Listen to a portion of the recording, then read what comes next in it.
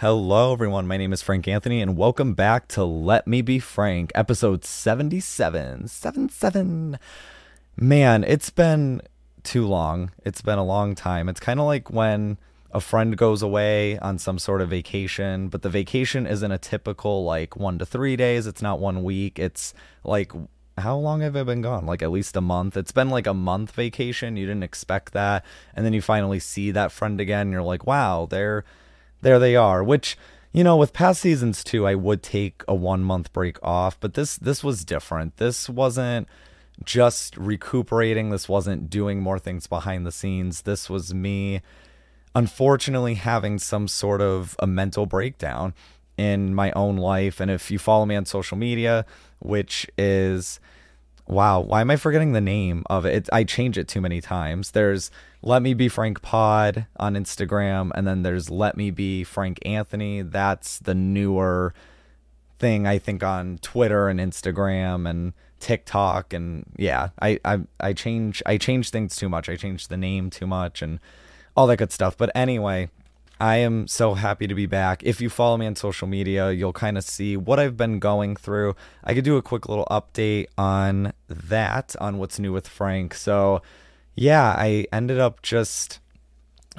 having some serious food issues, and it wasn't just like food poisoning. It was more, I still am trying to figure out some answers. I'm still trying to get in contact with various doctors and allergists and all that, all that good stuff. But I did find out that I have some sort of issue with gluten, at least. So I'm just trying to stay away from that. And so far, so good. If I don't say this enough, I really do want to thank all of you out there who are tuning in, who are listening and or watching, which this episode is audio only at the moment. But I do want to thank all of you so much for sticking around. I hope most of you, if not all of you, came back. At least some of you. Like, can at least like 3 of you come back? That'd be nice. I know it was sad to be away, and I'm really happy to be back. And yeah, we definitely have some stuff to talk about. We have a very special guest coming up in a little bit with that, but I kind of have a little bit of a different structure. So I was doing a quote, I was doing the country rankings on the show. I'm not going to really do the rankings. I mean, I don't think I'm going to do them anymore in general, but especially since I've been gone, there's been some plays, but it's nothing like substantial because new episodes haven't been coming out, obviously, because I've been away. So I'm going to still do a quote, but I'm going to change the country ranking segment type thing that I like to do at the beginning. And I'm going to do what's called Out There News Story. So it's either going to be something funny or just something that I find strange.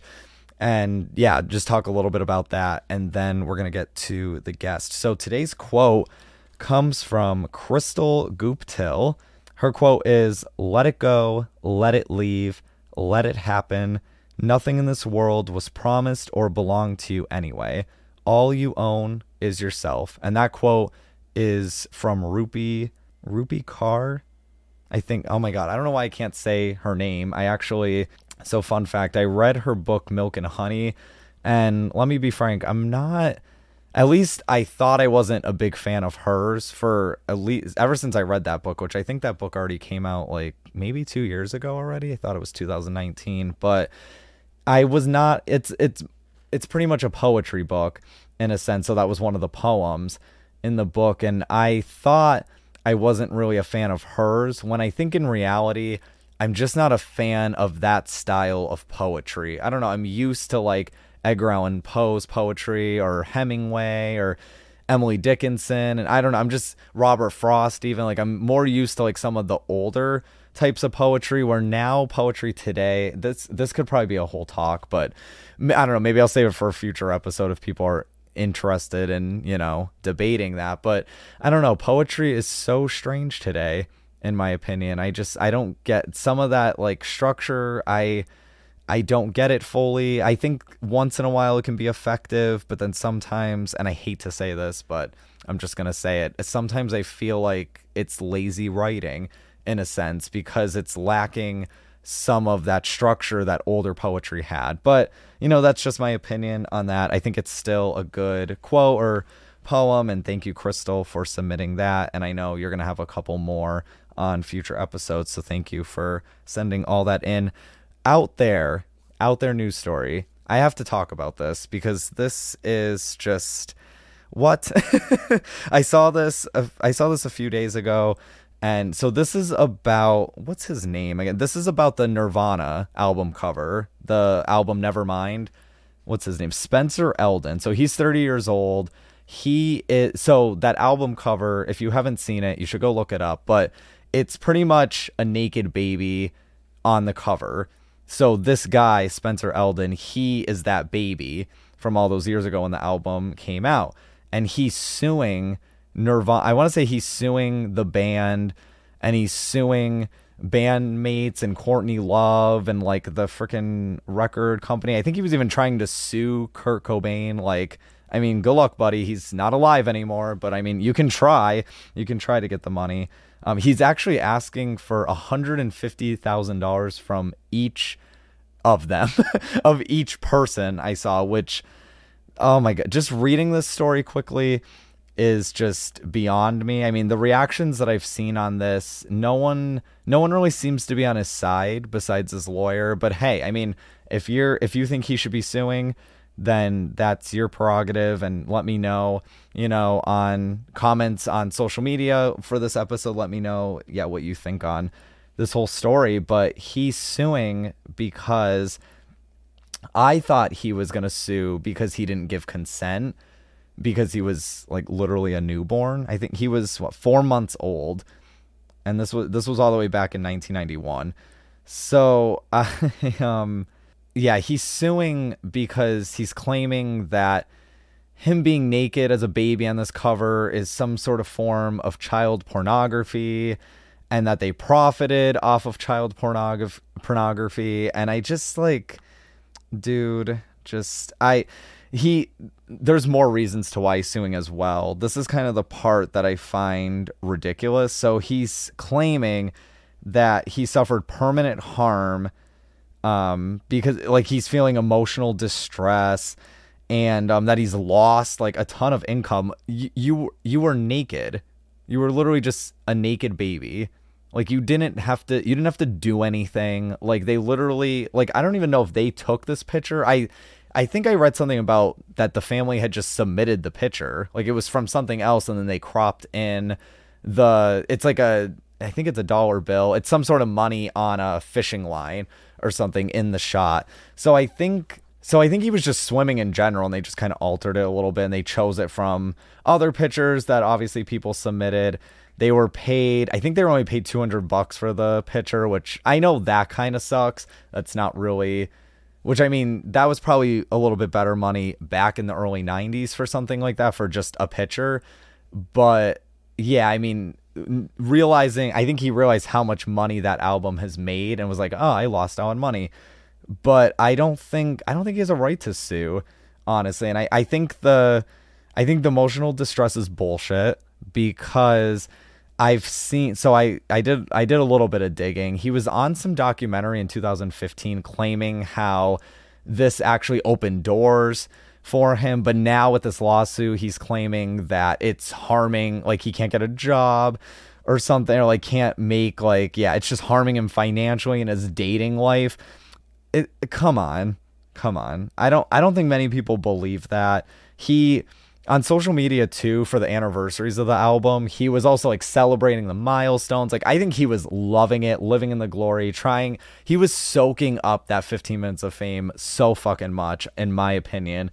And now he wants to like try to get $150,000 from each bandmate and all these, like he just is going, he's really trying, which I mean, I give him props for trying, but I just, and I guess at the end of the day, you don't really know. I can't assume what his emotional distress is. I just feel like it looks super hypocritical on all the things he has posted and that he has said online about it. And then all of a sudden it's like, no, like it's actually harming me. Like in my opinion, I think he's lying, but people could also realize things and change their minds. So, I mean, I don't know what's going to happen with that lawsuit, but I found that to be out there. I found that to be interesting. And I mean, I guess at the end of the day, to Spencer, good luck, whatever happens.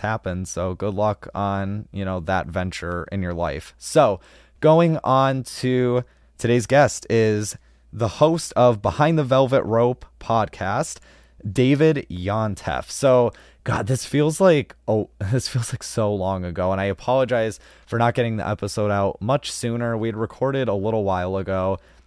So that's also another warning that this episode and the next like 2 or 3 episodes after this one was before I recorded them before my meltdown. So if I seem different, that's why. Just because I don't remember how I even sounded. I just was a different person before the before meltdown, and now I'm AM. I'm after meltdown. So I don't know. Sometimes you got to make jokes, I guess. But with this, it was so cool talking to David. We talk about his show. His show's doing really well. You're going to find out certain people that he's talked to. He's talked to some really big names in reality TV and just in the celebrity world. So very different from my show, but still, like, it was really cool getting to talk to him. I kind of try to dig in about like certain gossip that maybe he's gotten from certain celebrities, and he helps out other podcasts too and gives some good advice. So all those things are going to be covered in this episode and more. So without further ado, let's get to it and enjoy. All right. Hey, David, how's it going? How are you? What's going on today? I'm good. I didn't think I'd be wearing a hoodie today, but it's like 50 degrees right now over here. I don't know why. I thought it was summer. Where are you in Massachusetts? An hour away from Boston. Okay. So not like too bad. I don't know. I just feel like it's not like I'm in Maine or something.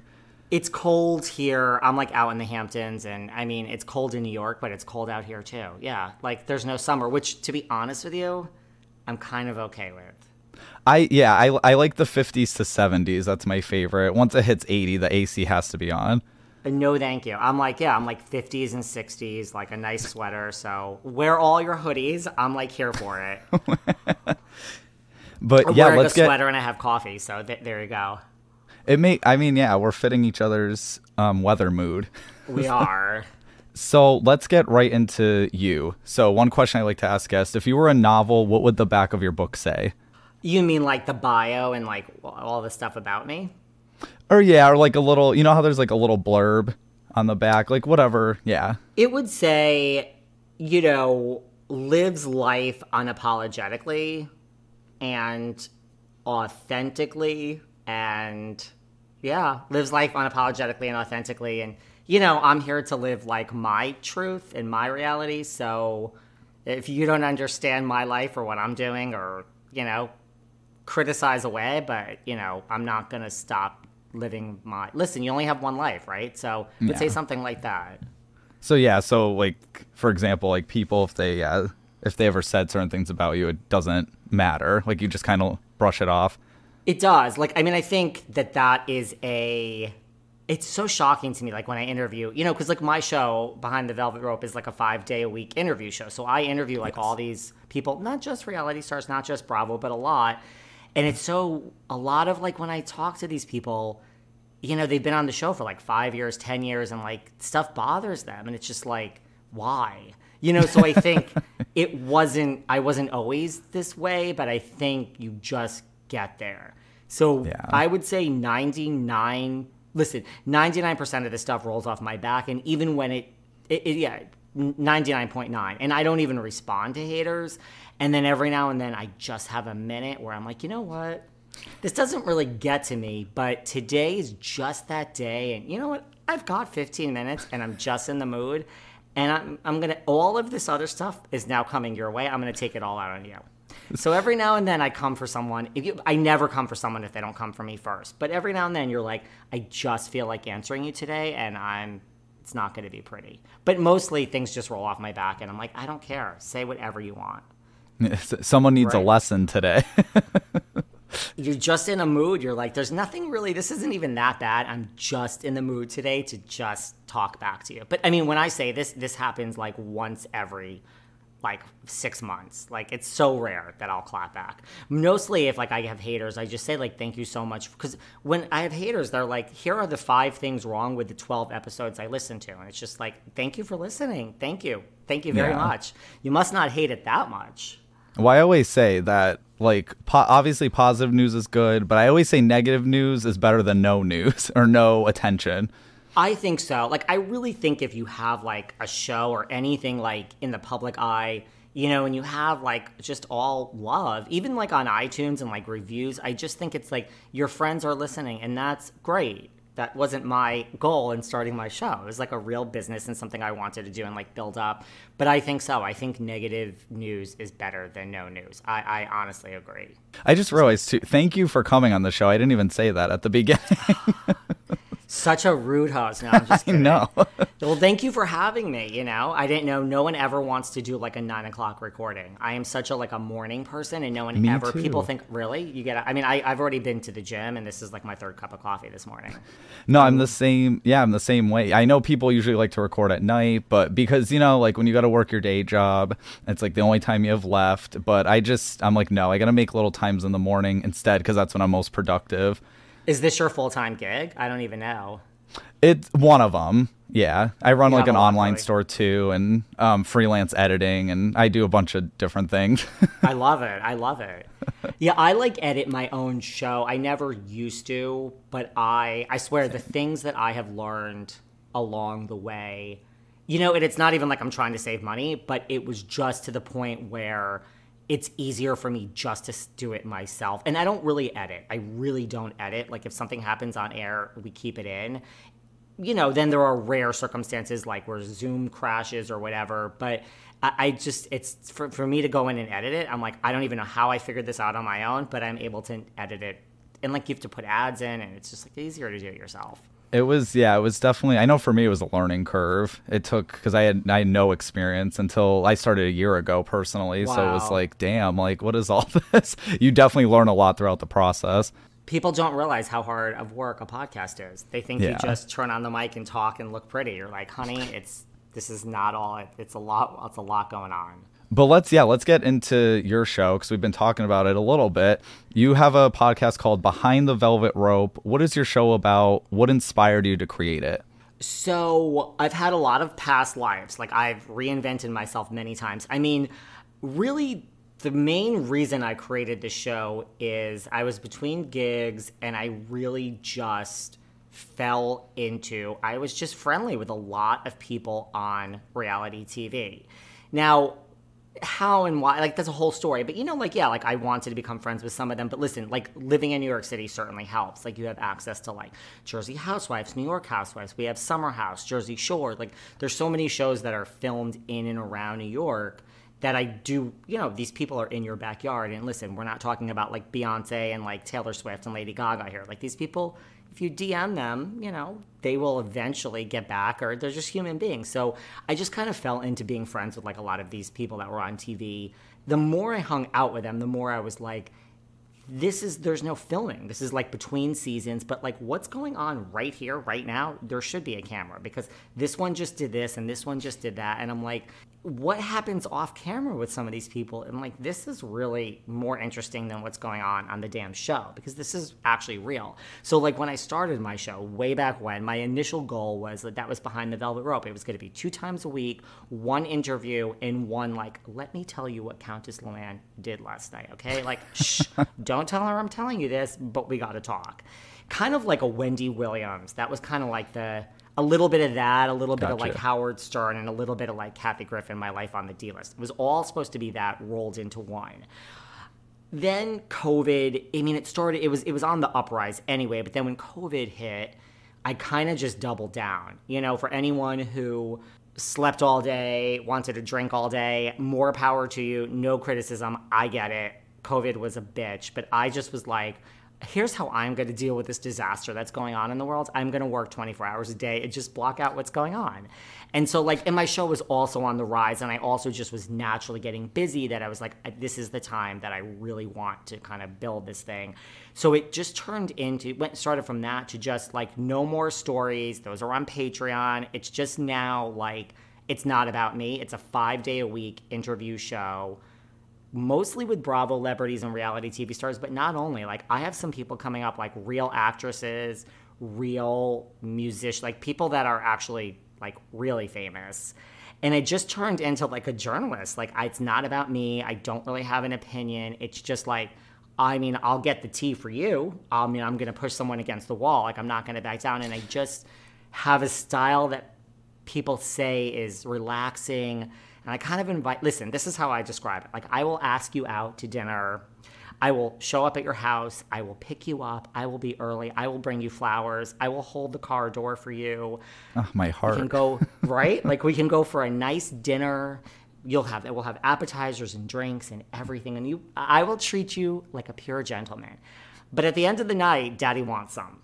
And daddy's going to get some. So that's how my show works. Like, you know, we're going to have a nice first 20 minutes. And the last 10 minutes is going to be very pleasant. But the middle 30 minutes, if you're on a reality show, honey, like, I got some things. And I think people tell me, like, you really are the only one asking the questions that we really want. I mean, somebody I had on my show who it's coming up, it's not even a reality person. They're like, I mean, this is a really huge famous person. They were like, you know, who does your questions? And I'm like, sweetie, this is me. Like, I'm the executive producer. And she's like, wow, like, I just kind of have a mind, I guess, of like, I think because I'm I grew up like such a fan of pop culture, I have a mind of like, when I do my shows, of like, forget all of this crap. Like, what are the answers that people really want? Like, what do people really, like, listen, this is an hour with you or whatever. Like, you might never be back on the show. So I got to get my answers now. And it's really not about me. It's about the people. Like, it's not about me. People are like, I hated that guest. I'm like, guess what? I don't necessarily like everybody I invite on my show. It really has turned into a business of like, this person's on a reality show, and they may not be my favorite housewife, but lots of people think they are, and I need to get the information for someone else. So it's really just kind of become an interview show, and like, I'm really kind of like a journalist. Like, I don't want to have an opinion on my show. Of course I have an opinion, but it's not really about me, and I shouldn't really be expressing my opinion. I want other people to tell me what they think. No, I like right? that. So when you answer, I just want to throw this in there. When you answer, when you ask some of those questions, because you said you kind of like will tell people the gossip and stuff. Are there certain things guests tell you that you do keep on the down low, like you don't tell anyone, or you like everything's out in the open? It depends. Like, well, I mean, if it's on the air and we're rolling, then it's out. It's kind of like it's out. You know, having said that, I think because my show has now become a thing, it's like if you really listen every day, you can see the difference in the interviews. Like, listen, the home run is someone says, I will come on your show. It's me and you. Let's go. That's a home run.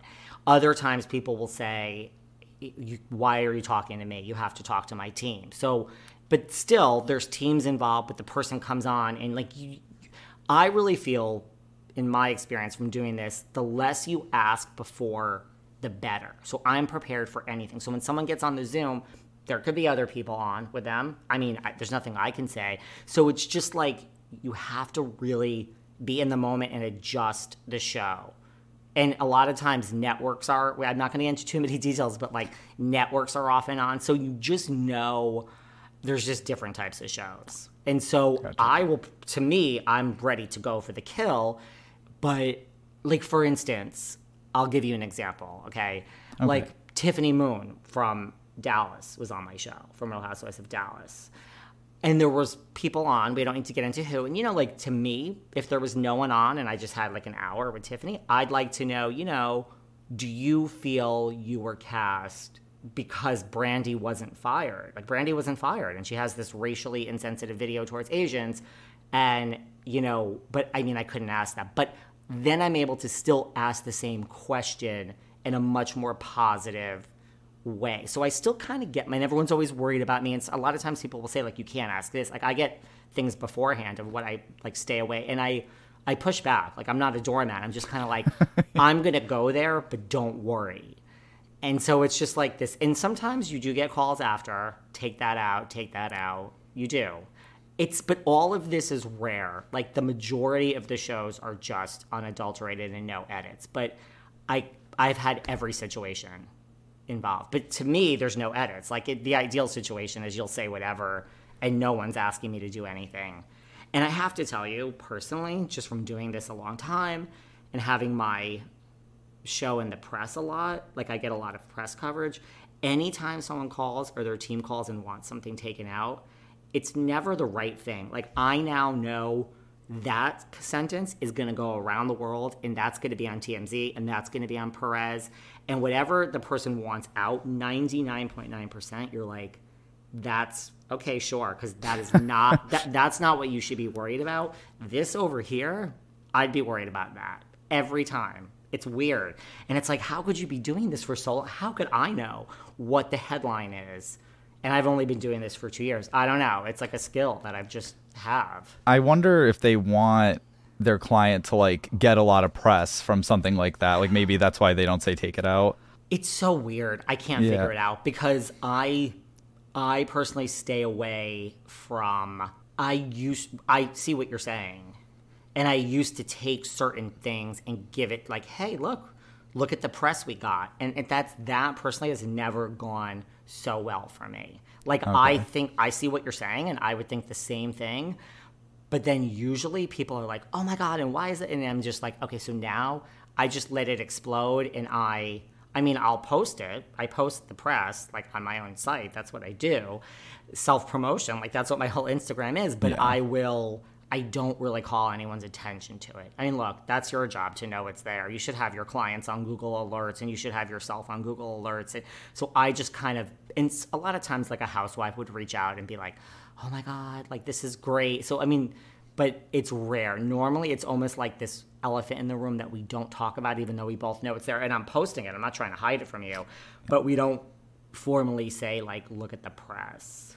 And if something's really bad, like maybe I won't tag someone in it. But listen, I'm not going to shy away because to me it's like, you said it, not me. So if you don't like what you've gotten, I mean, this is 2021, sweetie. Like there's a microphone in front of you and we're talking. So, and I will say I stand by what I preach because every time I'm on other podcasts, I know what I'm saying, but every now and then I'll be like, oh, fuck, I said that.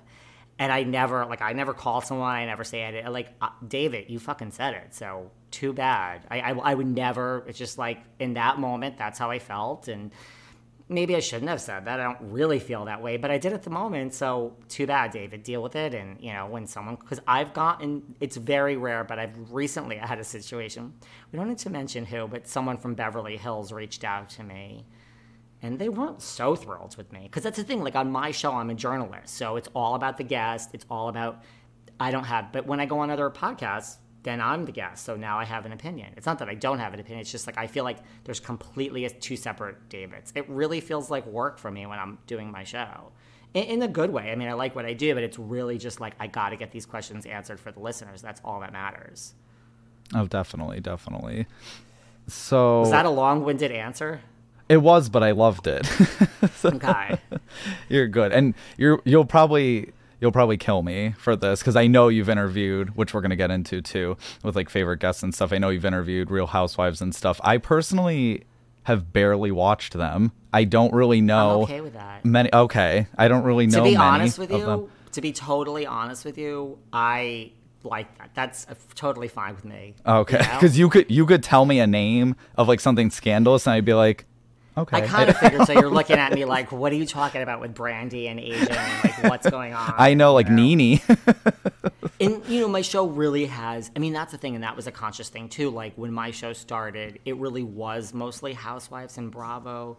And I was like, this just isn't, at some point, I was like, this just isn't a good business model.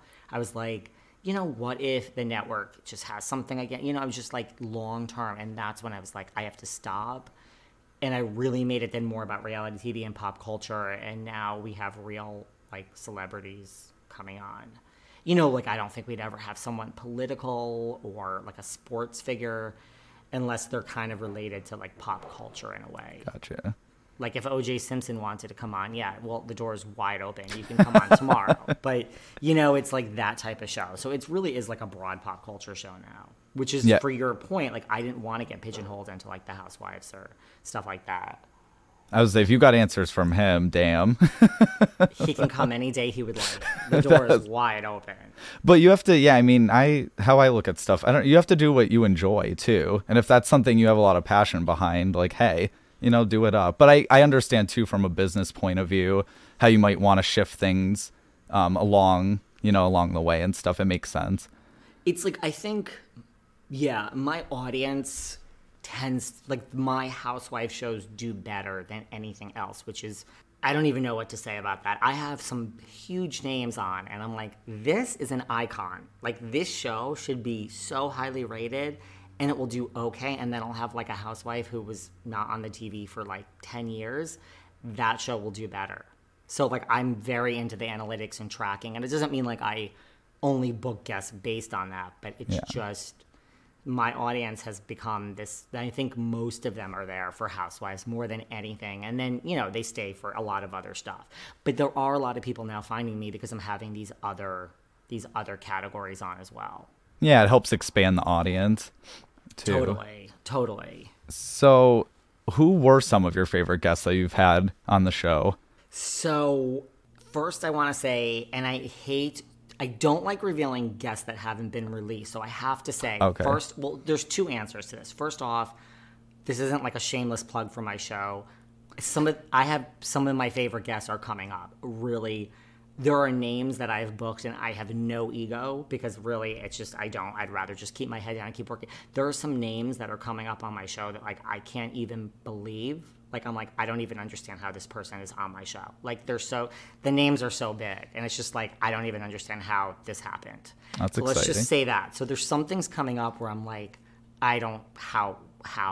what? Like, what? And this person will probably never, it just is like, it's a once in a lifetime thing. So there's like 5 or 6 of those actually coming up. But out of the ones that are released, I mean, I have to say Janice Dickinson. Yes, I bet. Oh my God. See, here's the thing. I love when you can like check multiple boxes, first of all. So like the fact that you're like the world's first supermodel. You're on America's Next Top Model. She had her own reality show back in the day, the Janice Dickinson Modeling Agency.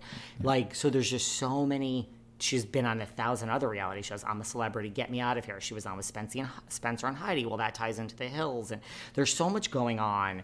And I'm like, Janice doesn't care. She doesn't care. So, I mean, she also sued Bill Cosby. So it's like there's so many, but also she says whatever is on her mind. So when someone just doesn't care and you really feel like we are there, like you don't care, you are honestly being authentic with me, you're not giving me answers that you think I want to hear, that's when I'm like, this is so good. And Janice is wild and she's crazy in a great way. Like, what is there not to like, right? So really, Janice is her television personality similar to like her outside television personality? Yeah. I love that. I mean, and the thing is, then, so like, because also I've been doing this for so long, like I know how to get press. So like I knew, here's the thing, like you learn what to ask. And like, I'm like, the key here, if I want to get press and have this all around the world, is it's not Janice. The only thing people want to hear now from her is, what do you think of Kendall? What do you think of Gigi? What do you think of Bella? That's what people want to hear. And I knew it. And that was, like I said, what do you think of Kendall Jenner and Gigi? Did they buy the way into the modeling industry? Do you think they're good? And then, like, it doesn't matter what she said. I'm like, she could actually have said great things, and that would have been a huge thing around the world. But she didn't. She's like, no. I'm sorry, they suck. And I'm like, literally, she said it just like that. I'm like, okay, well, and I also know like when to stay on something. So I'm like, okay, David, stay on this. Like, what do you mean they suck? Like, could you elaborate? And yes, Janice is Janice. She's just like she is on TV. She's like, sorry, like, I don't fucking care. And this, and I'm just like, bring it on, baby, bring it on. And that's the other thing too.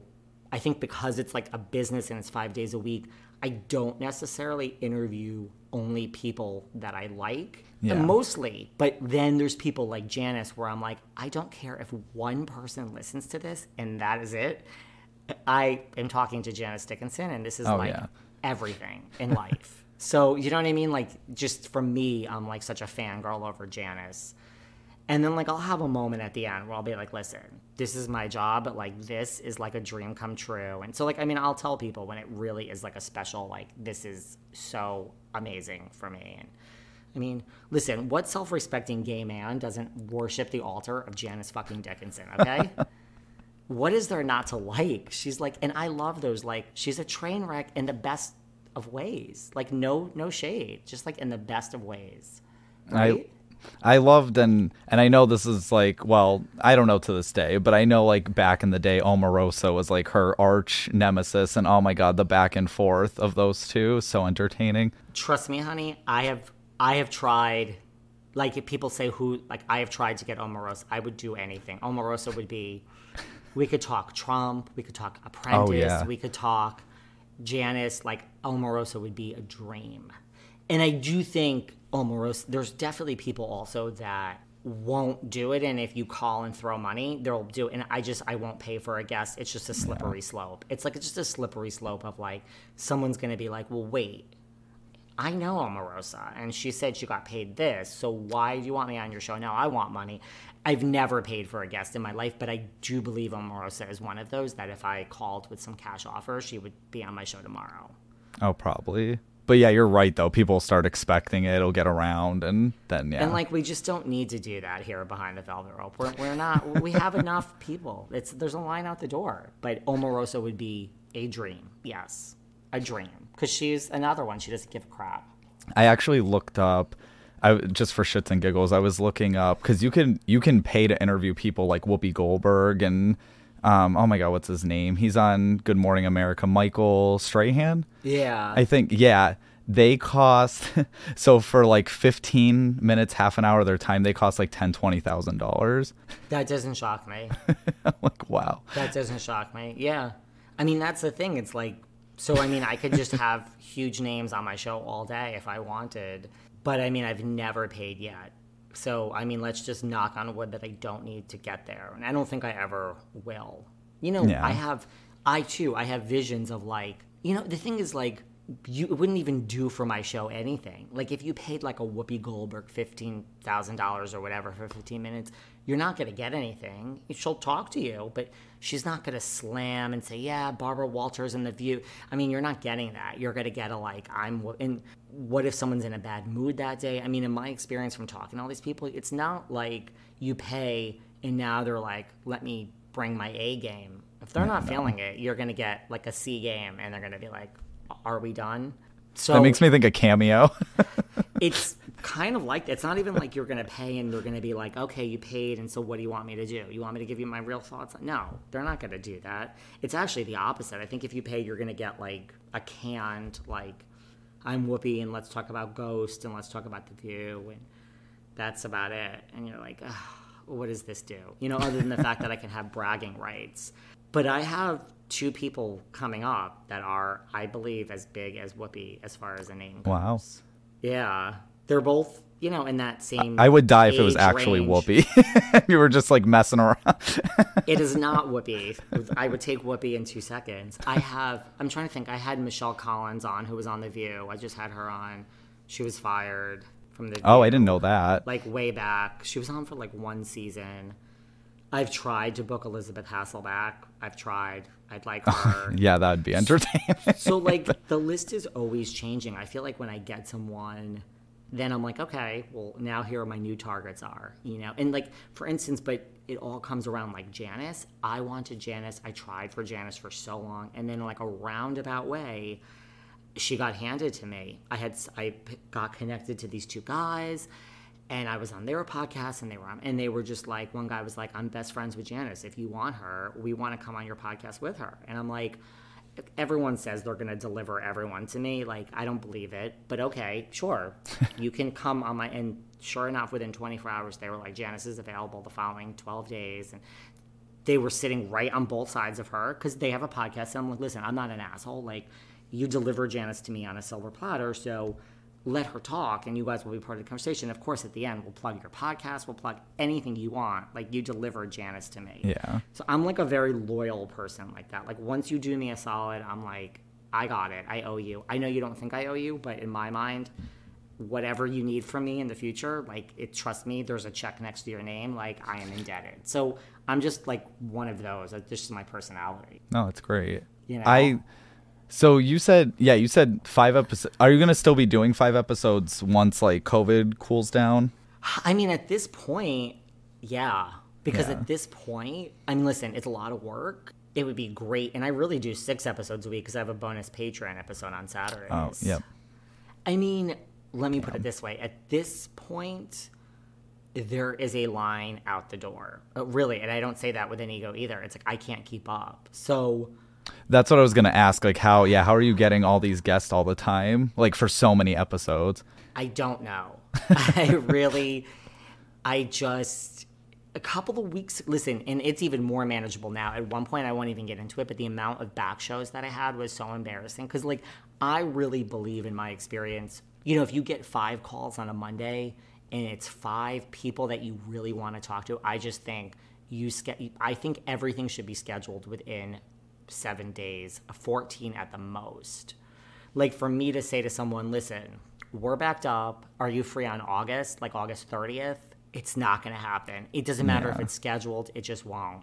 It's like the business, it just moves so fast. Someone's going to have some other deal and this and that. So I feel it's better to have a miserable week or 2 weeks and just be like, I can't keep up. I am so freaking busy.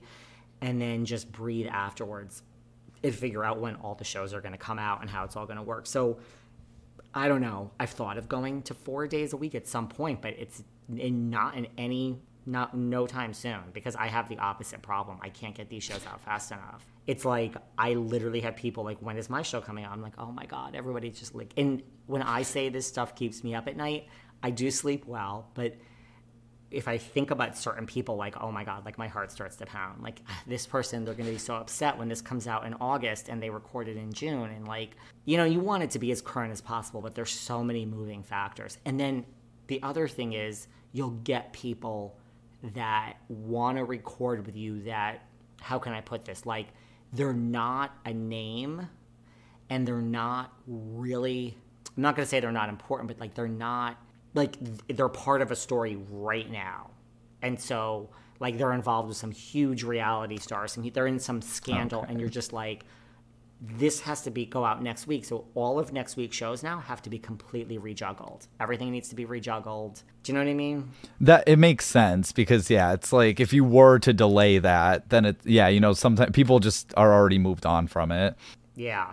So there's that. So there's a lot of moving parts. But I have days where, so everyone's always like, isn't 5 shows a week a lot? And how do you do that? And I always say, like, no. If I had to like record 5 shows a week and get 5 shows a week out, that would be amazing life. It's not. It's like 12 people call and now I have to do like 12 recordings this week. And I'm like, so if 5 is, so that's where I'm like, I don't know. I can't ever see stopping 5, because like, that's not a lot of work to me, because I'm doing so much more. And I have to say, it's gotten better. Like, I've become really, listen, it's not like the phone rings and I say yes to everyone. I'm getting really, which is great. Isn't that where you want to be? I'm really in the like, I would love to have you on. I just right now can't. But I mean, don't get me wrong. I don't say that to the Janice Dickinsons or the Whoopies of the world. It's just when I'm like, you're kind of one step outside the box. And yeah, a year ago I would have said yes, but I just don't have the time right now, which people don't get upset with, Well, that's but good. So I'm busy. So I'm busy. I mean, right? Like, it's busy. But I mean, it's my own fault. Like, I can't say no. I just can't say no if it's someone I'm like, and the thing with me is like, when I say no and then I'm like, 2 hours later I'll be like, oh man, I have an angle I found. So I mean, that's the other thing I've realized about doing my show is like, I love the executive producing part of it. Like, I love the crafting of the show, and like, I'll say no, and then like hours later I'll be like, I have an idea and this person is so relevant, and I've got an idea and this is going to be huge. Like, I don't know, it just comes to me and I'm like, so someone you didn't think was really on point, you're like, I got something. I don't know. It's just like, I think of these things and now I'm like, okay, now I actually want to interview. I don't know. No, I mean, I get that too. There's been there's guests that's come on the show where I'm like, oh, I don't know like how they would fit in with this, or they don't really have a big social media presence or anything like that. So you kind of get worried a little bit and like skeptical, but then some of those, have gone really well to my surprise. And it's like, oh yeah, that's interesting because it ended up, going well with a certain angle, like you said. Same thing. There are people, right? Like, so I have Janice Dickinson because I said yes to these other people who probably had like a smaller name. And I agree. I feel like you can't always, there are people I'm so excited to have on and it was a home run. I'm like, exactly what I thought. And then there are other people I'm like, this is going to be amazing. And it falls so flat. And then there are other people where you're like, I mean, I'm doing this, and you're like, holy shit, that was amazing, right? Like, you can't tell all the time, right? You can't really tell. I'm happy, too, that you opened up about the whole, like, because people that are guests on shows and stuff or don't have their own podcasts, they maybe didn't understand that, like how many recordings we do, especially as the show starts growing and stuff like, I have 7 this week to film, and it's like, they're not going to all come out next week. Sorry. Wow. Like, it just doesn't, it just doesn't work that way. So it's like, we only 7's a lot. Yeah, no, it was kind of like, I was kind of doing, what ends up happening is I get a bunch of, it's weird. Everyone will reach out around the same time, and then it kind of cools down, which works because I'm like, I got to edit them all and post them and stuff so that they're not like super backed up. But then, and then it just kind of comes back again. It's weird, like weird little bursts for me. The same thing, and it is weird. I'm like, what, is everyone like in a work mode today? And I try to space out. I'll be like, next Friday, and I'll have people, like even last week I had something where someone was like, no, like it's someone I've tried forever. They were like, she is available tomorrow. When else? They're like, you can do it tomorrow, or we'll have to figure it out. And I'm like, we'll do it tomorrow. And then, you have to stop everything, plan, and I think because I'm interviewing people like in the public eye, it's a plan. Like there are people, it doesn't matter how much I know about someone. I still need to like Google. I need to make sure just like, like, okay, like when did this happen? And, like I don't like to listen, it's not really that rigid, my show. It's very relaxed, but I just like to kind of get an idea of like, okay, so that was like in 2007. Okay, like I didn't realize that. And I like to like get an idea of when things happened. And then you're like Googling, you're like, oh, you had this experience with Britney Spears 4 years ago? Well, I mean, I had no idea. Now Britney in all capitals, let's ask about that. So it's like these last minute things, but then sometimes those are like, I'm like, God, I've tried for like 9 months to get you and you're available tomorrow. Like, great. Whatever I'm doing, I mean, and I do like say, okay, I can't go out tonight. Like I'll tell friends or just like whatever. I'm just like, this person can record at 8:00 on a Friday night. Like that's it. Like I'm not saying no because they're a huge name. So I have a lot of that too. Not all the time, but I'm married to the show, I guess, in some ways, I mean, I have a life, but like, I don't say no when it's like someone's has like, here's the date and time, Yeah, it has to be a priority and stuff. Like you can go out, like, and it's no offense to friends or anything, but you can go out like any night technically. Whereas like, those certain interviews, it's like you got to book when you gotta take the chance. Is stuff open like where you are, like outside of Boston? Like is your world back to normal? Like New York City is pretty much. Yeah. I think the whole world is kind of like, I'm getting all those Ticketmaster things. And like, I think like life is kind of back.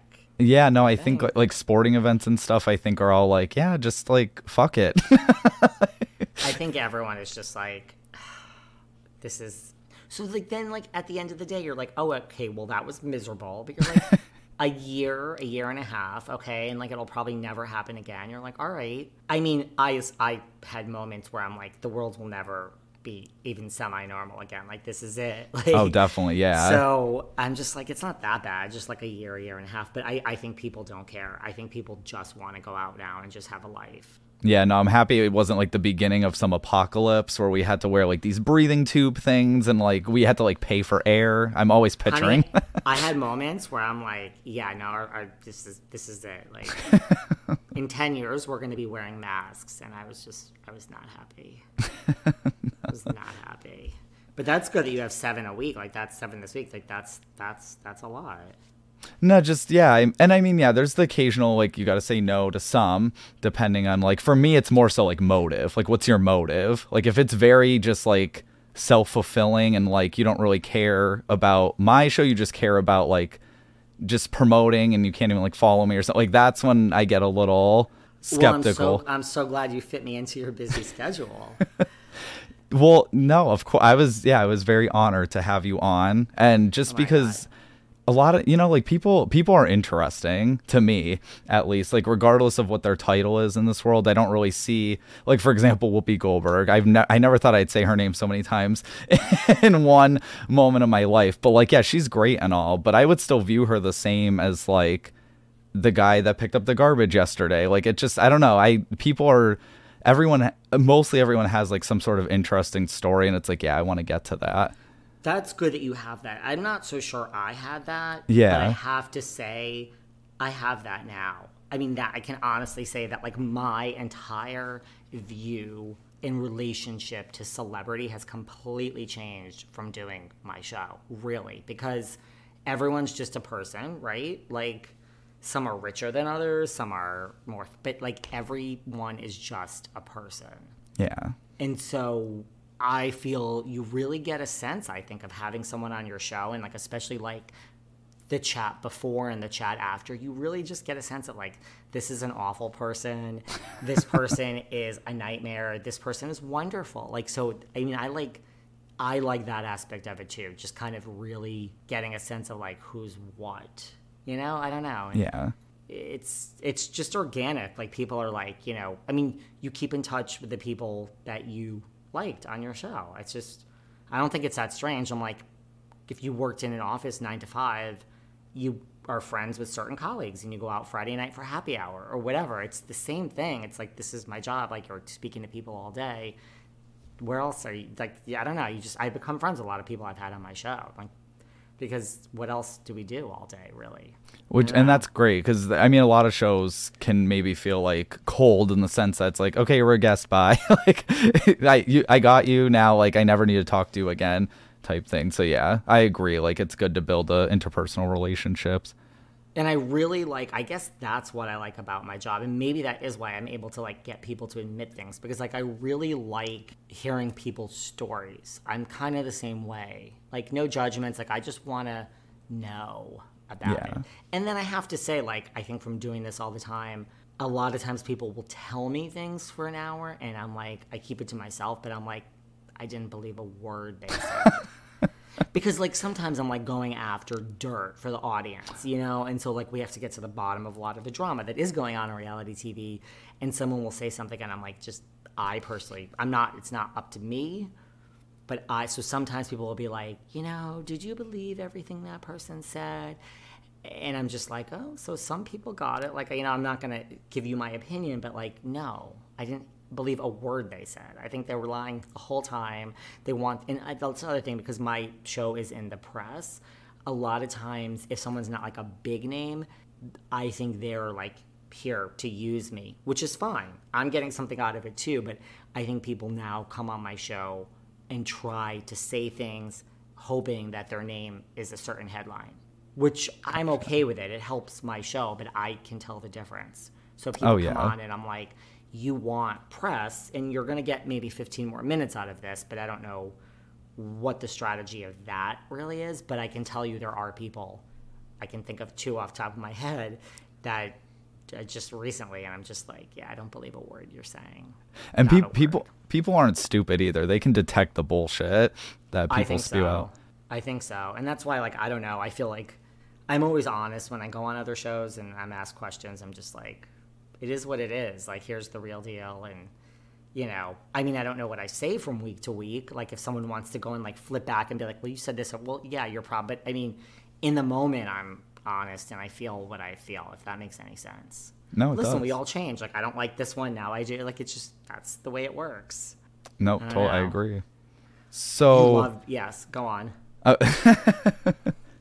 I know this is gonna end up being who knows I was gonna how long. say you love being a podcast host. I do, yeah, and I can tell you do too. I mean, you wouldn't be working. You wouldn't be posting so much. You wouldn't be working so hard. So it's kind of like I feel like what I've been destined to do. It makes sense. It's just like, oh, okay, this is how I'm in this business. Yeah, I do.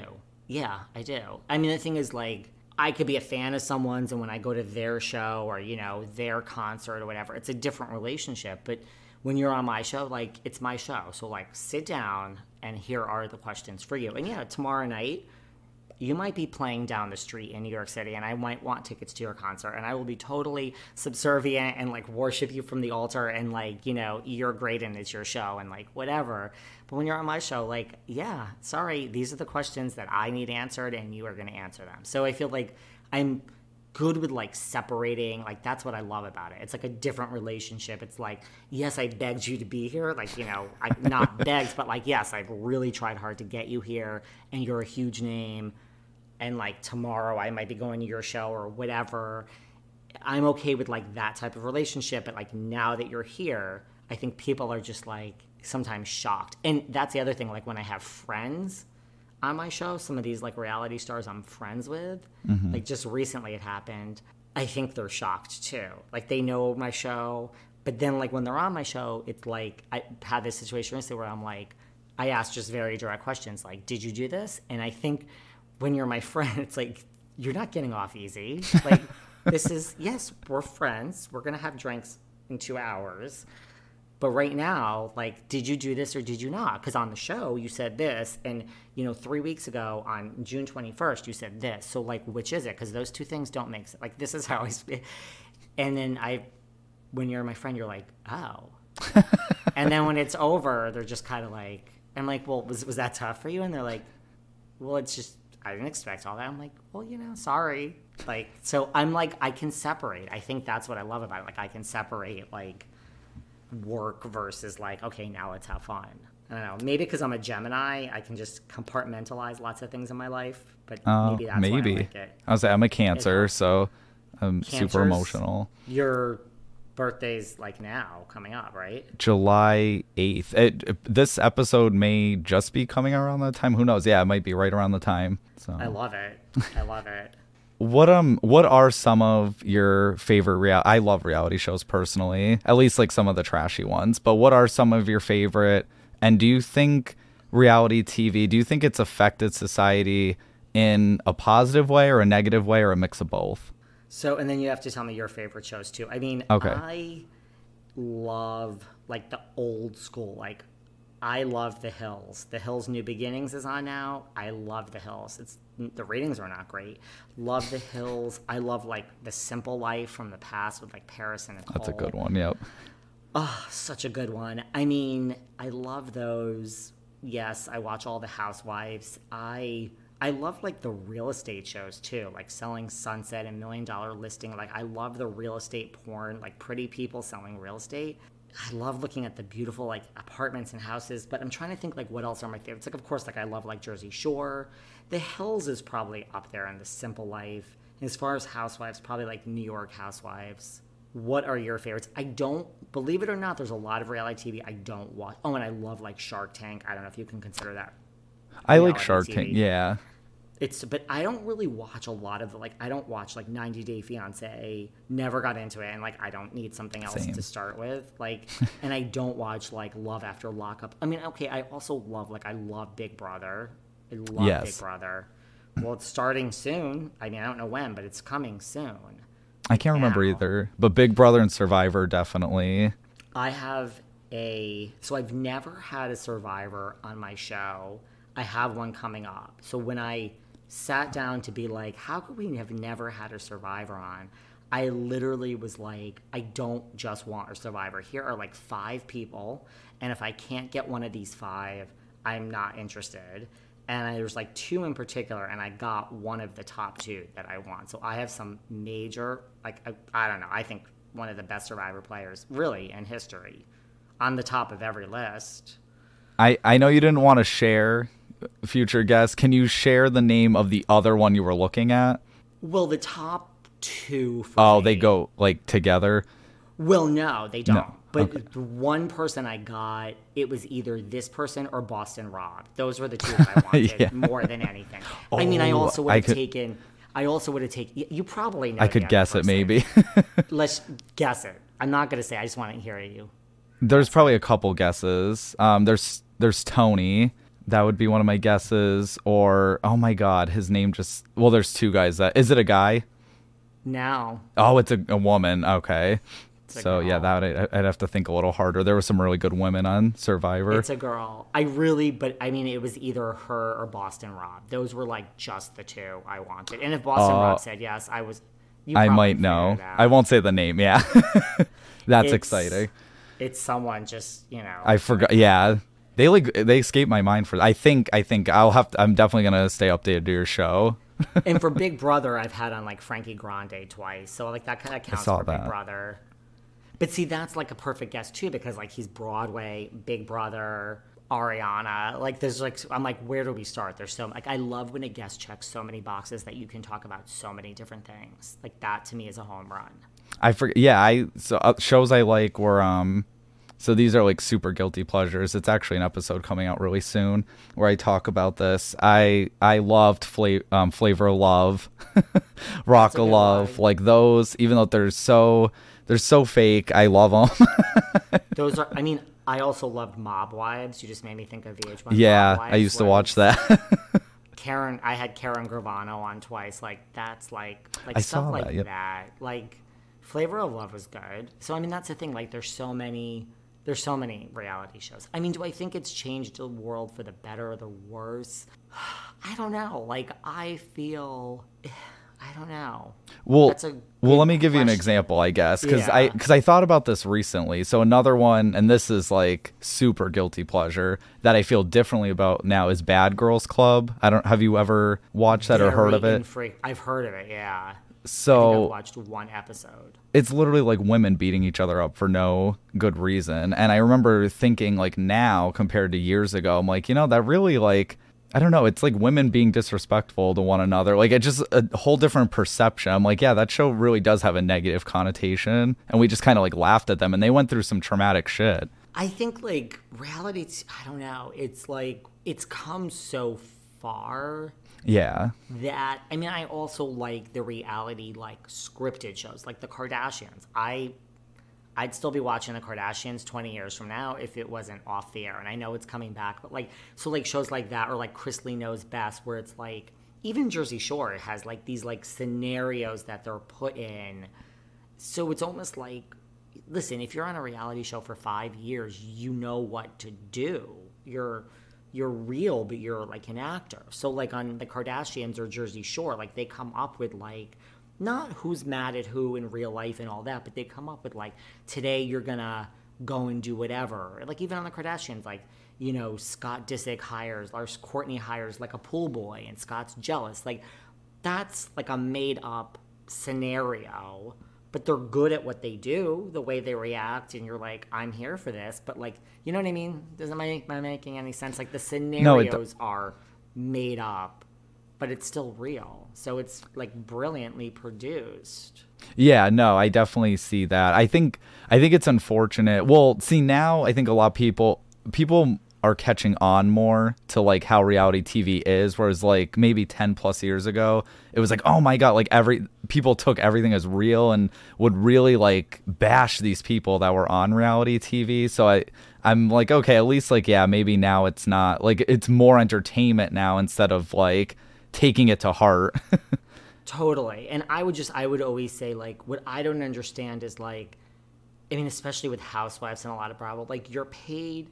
I mean, so much of the show is not on TV now. It's like 50% is online. Yeah. And so to me, it's like you're paid to show up and do a job. Like you're not paid to show up. And like anything that happens online, like you don't have to hate this person or go there on Twitter. So if it were me, just me, I would just show up and do the job, and like I wouldn't care what you said about me online. Like I'm always amazed when there's like these battles that are happening like on Twitter and Instagram. It's like you're not paid any more for that. So why do that? Like why? Just let someone say whatever they want about you. Who cares?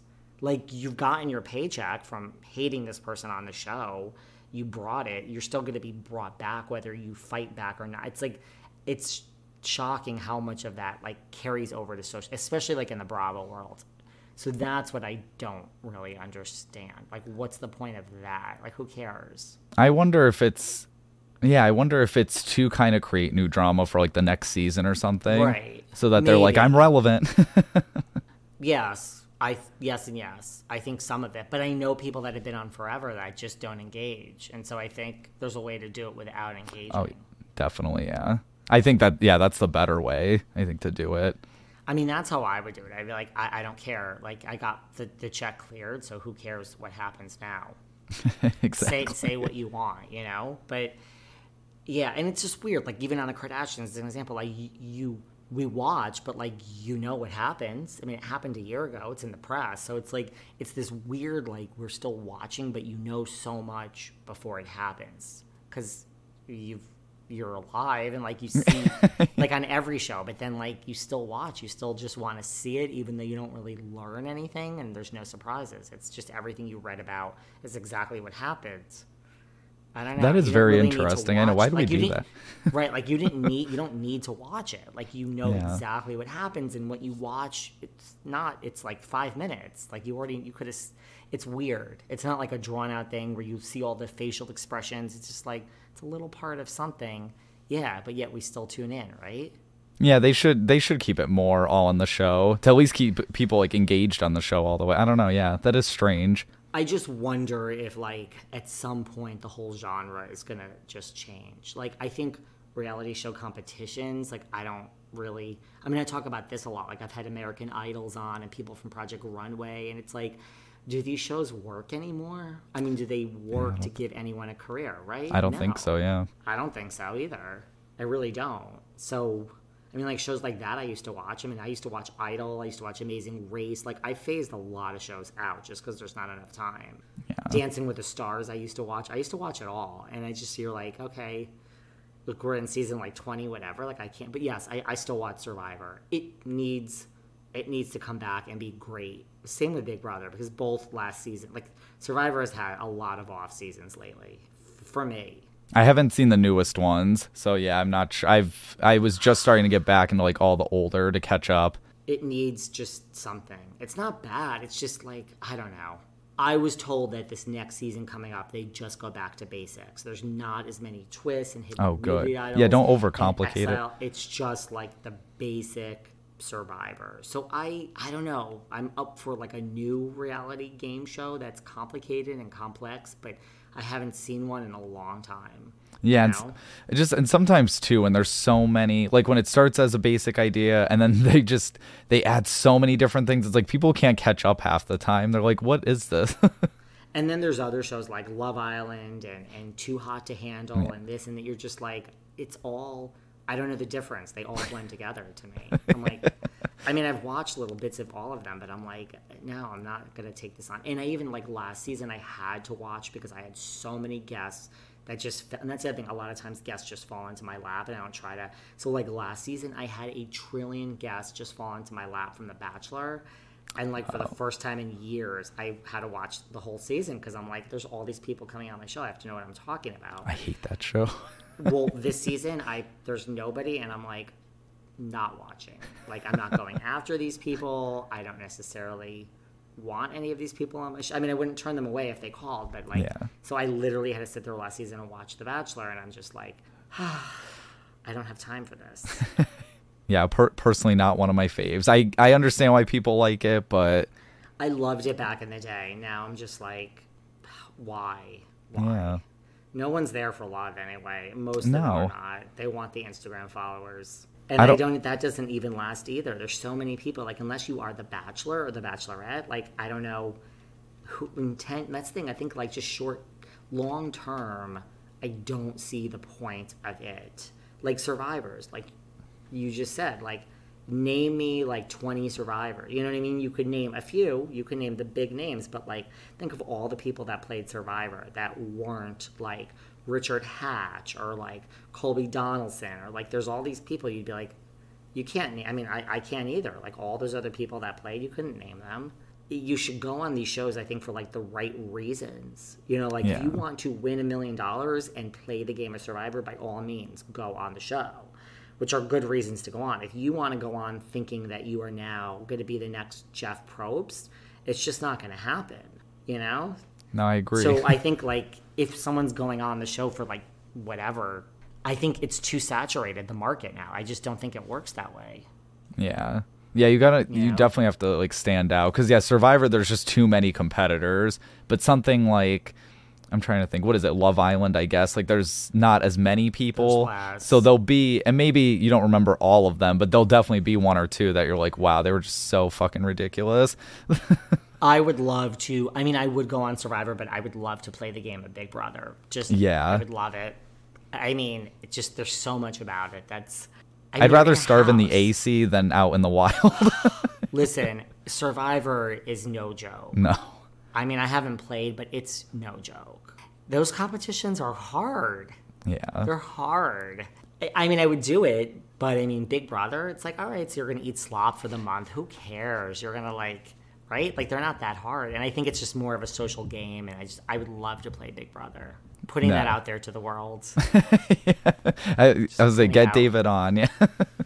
Maybe next year, because this year is, seriously, right?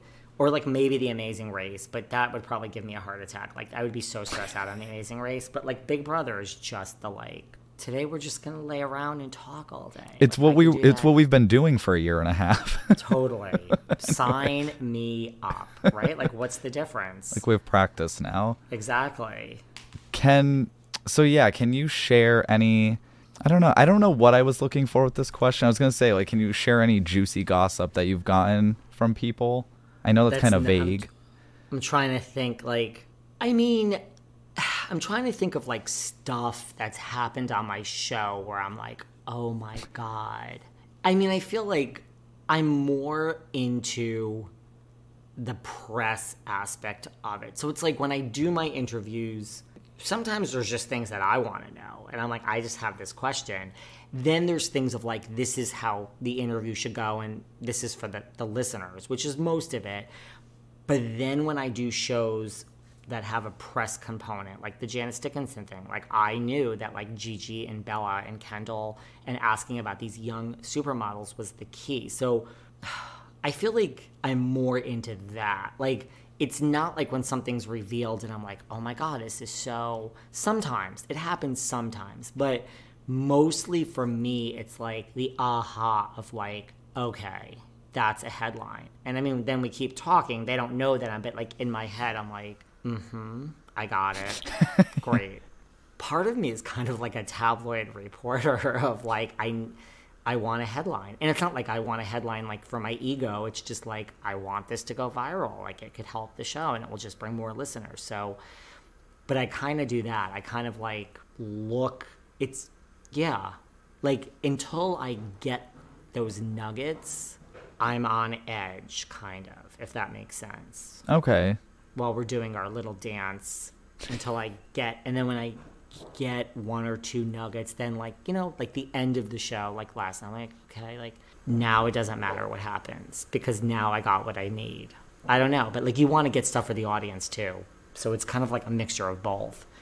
That's not really answering your question, but I don't really, I feel like. Was there something that like shocked you where you were like, wow, like that wasn't even a thought in your head and they shared it with you? I feel like I have those moments. Can't really think of anything, but I feel like less than you would think. I just feel like nothing shocks me.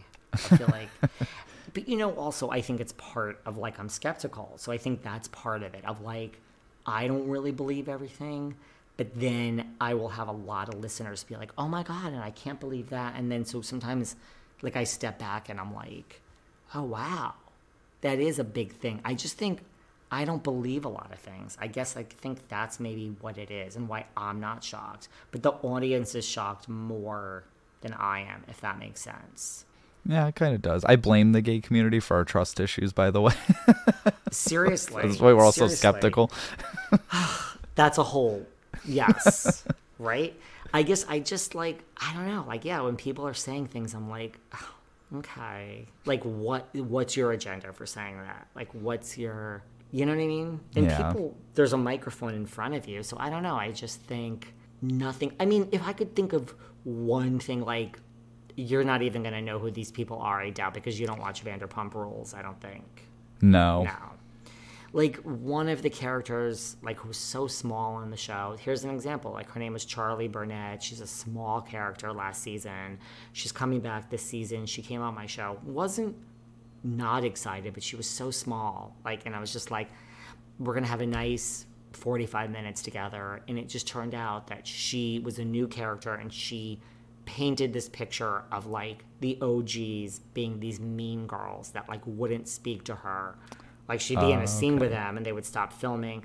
And I just was like, the whole interview changed. And it became one of my highest rated shows ever of all time. And it went, like, all over the world. There was, like, in every headline. So as she was talking about it, like, that was kind of shocking of, like, what do you mean? You know, because once I sense something, I'm like, okay, let's stop. Like, just shh. So, like, I need to, like, break this down now. So, like, you were standing here, and this person was standing next to you. And the scene was over, and you would look them directly in the eye, and you'd be like, well, that was fun. And they would just look at you and not open their mouth like you were this close. Yes. And then, you know, you're saying this about, like, whoever. And I'm like, well, that's weird. Yeah. And they hazed me and this and that. And they were like, so then you just, like, I like the details. Like, the details are what? And you're like, oh. You know, so you'd run into this person at Starbucks, and they would just look at you, but, like, you're working with them. Like, they know who you are. Yeah, like, they wouldn't speak to me. And then it went on from there, like, with all these details. So, like, things like that where you're like, oh, wow, that's shocking. Yeah. Maybe that's, like, an example. No, that's definitely a good one. And that's just annoying. I know. I don't know. I don't get when people are like that. But right. Well, not everyone is as nice as us. Nope. Cheers to that. Frank, you know, I mean, come on now. So you have your coffee. It's water, unfortunately. I can't even. Such a coffee person. Fucking diet. Coffee is everything. Yes. COVID, I'm in a major diet mode myself. Trust me. COVID has not been. COVID is just. Listen, COVID is. Yeah. COVID's COVID. Listen, some people got in great shape during COVID. I think, like, I get it, but I just chose to work instead. So, you know, you know what it is like living in New York? You don't realize, like, how you stay in shape just by walking. Like, I was like, I never realized how much I walked every day just living life. And then you're like, okay, I'm trapped in, and, you know, here's the food. And good food, too. But it's all about coffee for me. No, I get that.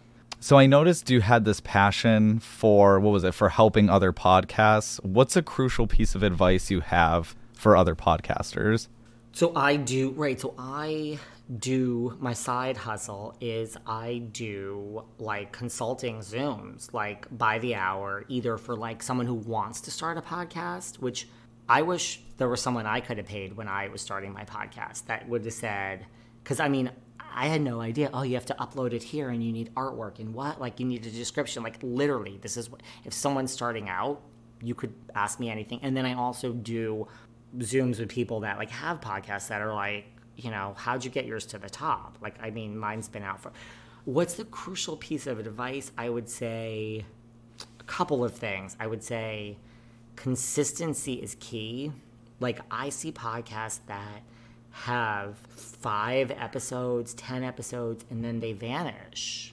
And then they're back with 2 episodes, and then they vanish. It's like, I don't understand. So, like, either you can't come up with the content, or it's a hard business and you just, like, had a breakdown and don't want to do it anymore, which is, I understand. But it's like, I don't know. Like, so my advice is, like, don't start until you really are, like, if it's every week, it has to be every week. Yes, there's Christmas and New Year's and Thanksgiving, fine. We can, if you're every Thursday and Christmas is on a Thursday and you take the week off, okay, that's fine. But what is this, like, 4 episodes and then 2 months off and then 3 episodes in a row? Consistency is key. Like, once the train is rolling, I think it's better to put out a bad episode than no episode. I do. That's one piece of advice. 2, I think people overthink things. Like, yes, edit it, make it beautiful, make it good, don't put out crap. But like at some point, I mean, your audience is there. Like, so people are going to criticize you no matter what. Like, just put it out. Like, it's done. I think that's a second thing. Third thing, I think a lot of podcast hosts are self-indulgent, like, and it's all about them. Well, you know, if you want to build this, there's an audience. Like, it's not about you, really. I mean, it is. Like, you're the personality and the people are tuning in, but, like, it's about building something. So, like, let your ego... I mean, I hear all the time in my comments, like, you know, you're one of the only people that interviews these people and doesn't interrupt them. And it's just kind of like, yeah, it's not about me. I mean, it is. You're tuning in for me, but you're really tuning in for my guests. Yeah. Which is, I mean, my people are in the public eye, and so that's probably part of it. I think that's another piece of advice. What other advice? I feel like I have more advice. I mean, consistency, I think, is the key thing. And that's the other thing. Like, you know, if your episodes are 2 hours, they should all be around 2 hours. Like, I think sometimes I see people put out an episode that's 20 minutes and then 3 hours and then 10 minutes and then like, it's like there needs to be like some format to the show. Like, people like consistency. You know, if you play a game at the end, play that game like a real show. Like, it's just like some general format. I think keeping it regular. I do. I really think, yes, you could have a bonus episode and be twice a week. You could, but fine. If it's every Monday at 9 a.m. it drops, every Monday at 9 a.m. it should drop. If it's 8:45, fine. If it's Monday at 3 p.m. and your episode comes out at 9, where is it? What happened? You couldn't get it up in time. Like, I know that sounds crazy. I think that's one of the basic things. And maybe that sounds crazy to you, but I swear I see so many podcasts that just are all over the place with like when they get it out and time and subject matter. It's like, have some general consistency. Yeah, no. Why is someone coming back every week? Like, they want to be like, oh, this is the point in the show where they do this. People will start to like latch on to these little things and expect it, and right? Yeah, I don't think it's crazy. And I think when it comes to like the breaks and stuff that people take, like maybe there was a good reason for why someone took a break, but then most of the time your audience doesn't know why you took a break, especially if you don't express it. So then all they see on their end is that you didn't post for a month or 2 months. Yeah, and I think that's really weird. Yeah. And I think, and I think it's not about you, it's about an audience. And I think, like when I do these consulting things, like I always say to people, like the first question, and they always look at me like I'm crazy. I'm like, what is your goal with your podcast? Like, if your goal is to have a glass of wine every Friday night with your mom, and it's something you guys do, and that is the goal, and you are doing that, then why did you hire me for this consult? Like, you're meeting your goal. Oh, wait, your goal is to like make money and have it be a business? Well, then that's something totally different. So I think like knowing what your goal is before you start or in the beginning.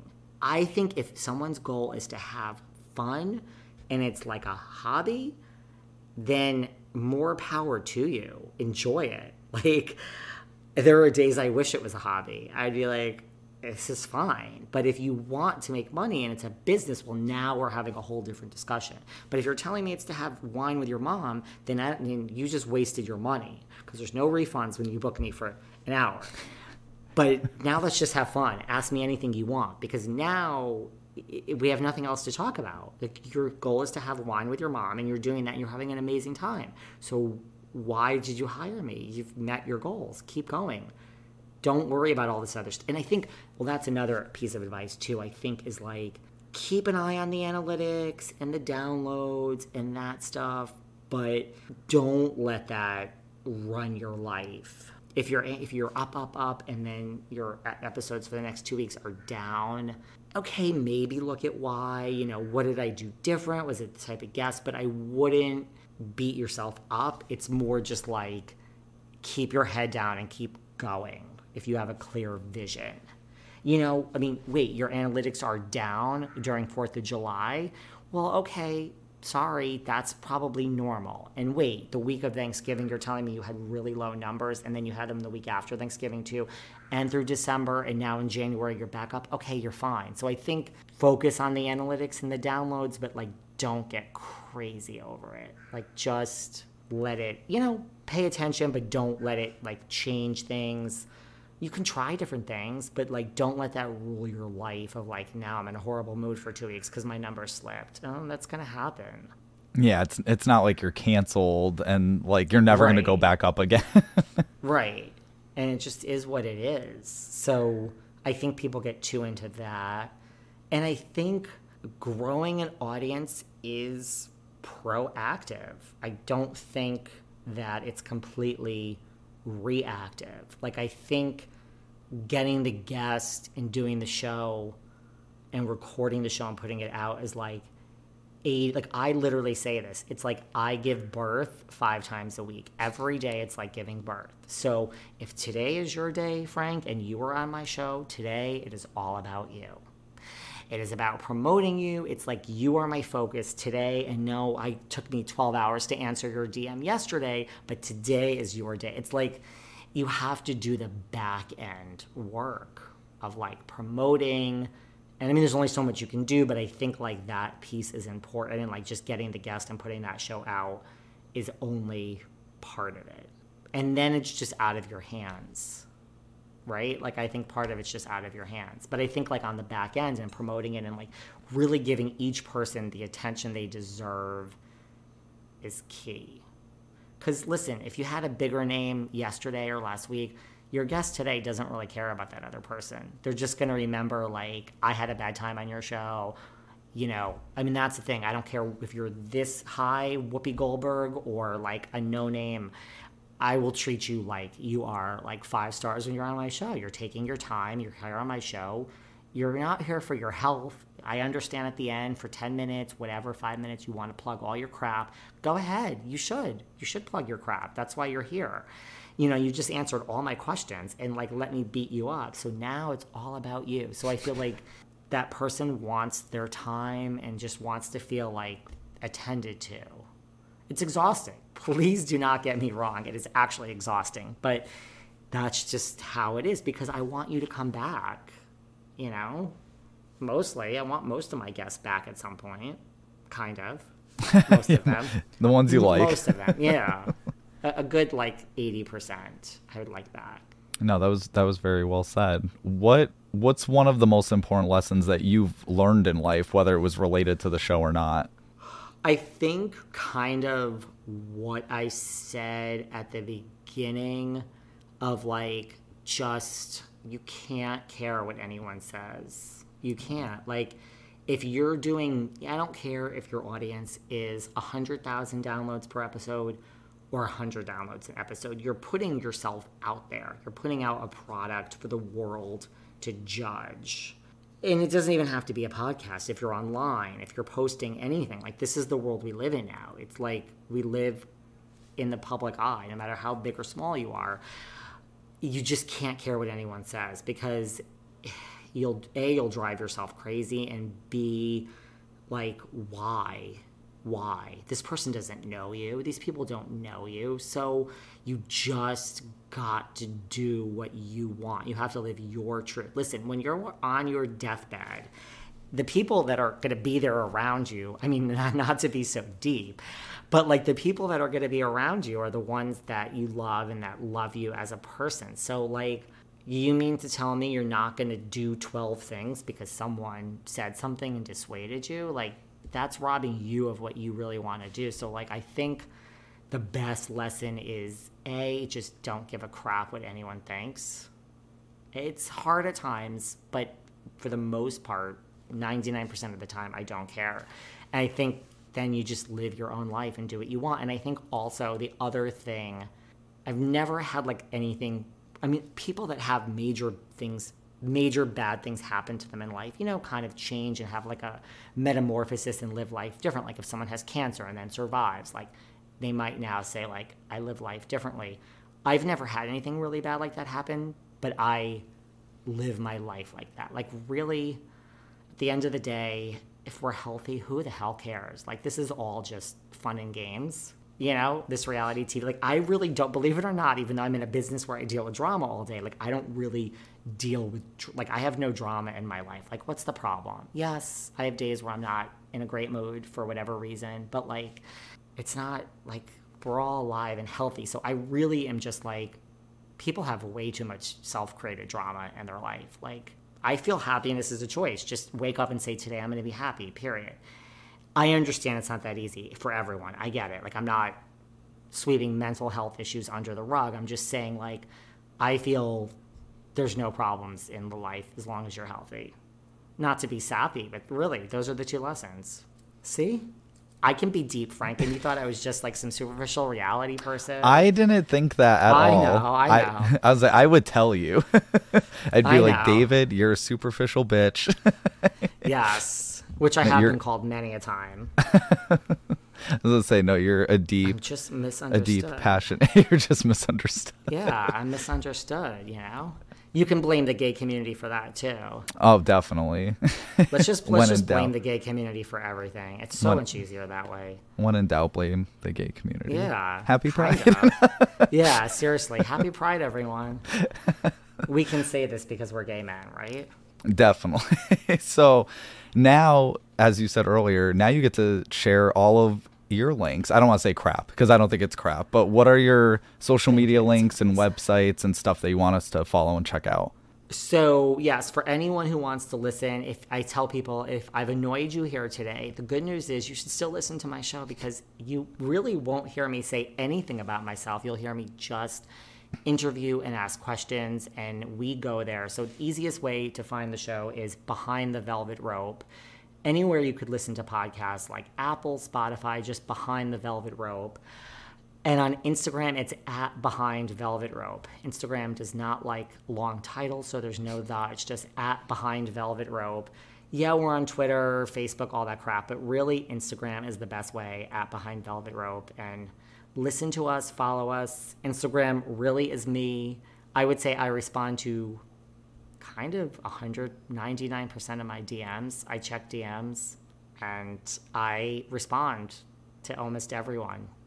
Unless you really come for me, then I'll probably just delete it. But anything short of that, I kind of respond to everyone who reaches out because, I don't know, isn't that what we're supposed to do? Well, those spammy ones you got to watch out for. Let me tell you, the spammy ones are increasing. I don't know what I did or what, but I get like, by the followers, by the likes, and like I just get that. Like, we can help you with this and that. I'm like, oh my God, leave me alone. So everyone follow me at Behind Velvet Rope and listen to Behind the Velvet Rope. If you like reality TV and pop culture, we have probably interviewed somebody that you know, and so curious to hear of everyone's feedback if you do listen. That's it. That's all I have to plug. Very simple. Awesome. One show. Thank you so much, David. Hey, Past Frank here, and I hope you enjoyed today's episode. Make sure you subscribe to stay updated on new episodes, leave a review on Apple Podcasts, and if you'd like to become a producer or make a one-time donation to the show, click on the Buy Me a Coffee link in the description. I want to give a special thanks to my producers Monica Leigh, Alexa Hunt, Jennifer Herrera, Stephanie Lindsay, Kas Nolan, Alana Rasmussen, and Krisha. I also want to thank each and every one of you for listening to the show. Have a super special awesome day, and bye.